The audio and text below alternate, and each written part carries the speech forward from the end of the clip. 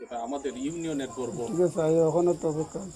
যার এলেমের পরিধি এটা আলেম সারা বুঝবেন। আমাদের এই শানকলা ইউনিয়নের কত বড় গর্ব সিরাজুল ইসলাম আল কাদরি সাহেব। এটা যারা ওনার সাথে চলে, যারা আলেম উলামা, তারা উনি কষ্ট করে আসতেছেন, আপনারা দয়া করে আরও সময় দিয়েছেন, এই জন্য সারা জীবনের জন্য আমি আপনাদের প্রতি কৃতজ্ঞ। আমার মা আজকে চলে গেছেন, আপনারা কষ্ট করে এই বাদলা দিনও জানাজায় আসছেন, এই ঋণ আপনাদের কোনোদিন আমি পরিশোধ করতে পারবো না।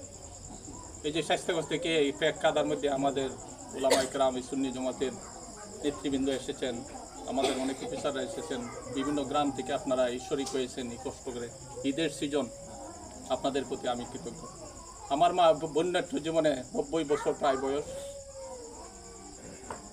হঠাৎ করে অসুস্থ হয়ে গেছেন। আমার মার জন্য আমরা কিছুই করতে পারি নাই, আমার মা চলে গেলেন। আজকে আরাফাতের দিনে চলে গেছেন। এবং আমার মা তরিকতপন্থী লোক ছিলেন, আপনারা অনেকেই জানেন। আমার মা এবং আমার বাবা আখতারুল হোসেন রহমতুল্লাহ আলাইহির কাছে বয়াত ছিলেন খান্দুরা। এবং বাসাবে মাম্মাই এই যে মাহফুজ ভাই আসুন, তারারই জমিতে আছে, বাসাবে মহিমারতি আসে এই বাড়িটা আছে, এত মহব্বত করতে। তখন বাড়িটা গ্রামের ওই সরারি ফারে বানতে আসলাম। আখতার হোসেন রহমতুল্লাহ আলাই বলছেন না, এখানে তুমি বাড়ি বানতে। এবং একটা ঘর মাটির ওয়াল দিয়ে বানাইবার সময় একটা ঘরের এক সাইডে আপনার মাটি মানে থাকতো না। পরে আখতার হোসেন রহমতুল্লাহ আলাই হোসেন উনি দাঁড়াইয়া বলছিলেন মাটির দেও এইভাবে তাই বাড়িতে বহুবার আসছি।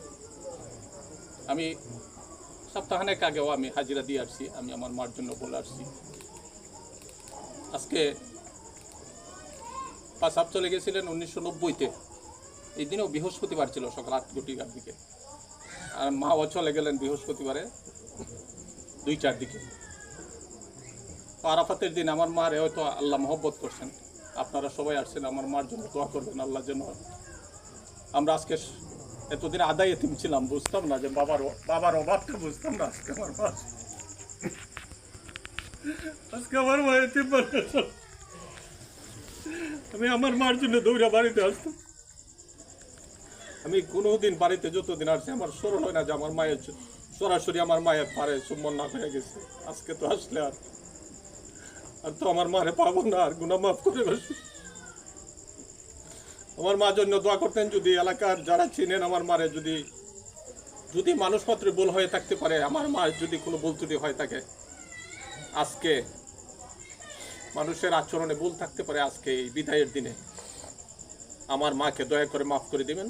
আল্লাহ যেন আপনাদের কোনো আমার মার ভুল ত্রুটির কারণে আপনাদের দোয়ায় যেন আল্লাহ আমার মাকে মাফ করে দেন। কিছুক্ষণের মধ্যে আমরা খবরে আসবো, রাসূল হিসেবে কুল মুবারকে যেন আল্লাহ উঠাইয়া দেন আমার মার যেন বেহেশতের সর্বোচ্চ মাকাম দান করেন।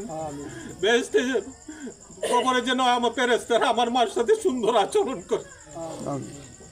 আমার মার জন্য দোয়া করবেন, আর কিছু করার নাই। আমার মার ইচ্ছা ছিল আমি জানাজা পড়াইতাম, আমি এতক্ষণ পর্যন্ত আমি জানাজা পড়াইতাম। যেহেতু একজন বড় দরজার আলেম আসছেন, আমি যদি সিরাজ বাইরে দেই, হকটা কি আদায় হবে কিনা? এখানে উলামায়ে কেরাম আছেন।